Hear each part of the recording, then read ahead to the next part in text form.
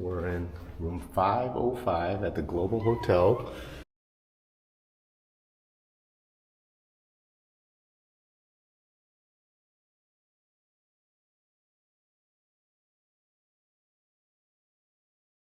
In Incheon. This is 2 stops away from Incheon Airport in Seoul.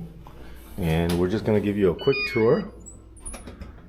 I mean, this was a very inexpensive hotel at $54. We got 2 single beds. It's a very large room. Full beds, okay? 2 pillows.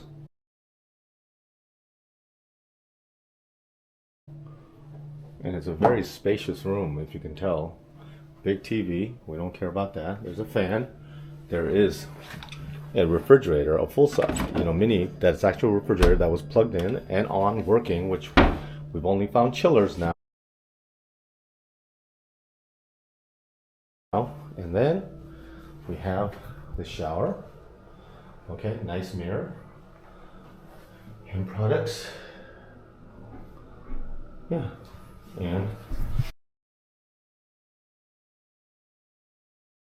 of course, every bathroom so far we've seen is a power bidet. Okay, but otherwise, I think this room will be very serviceable for the price that we paid for it.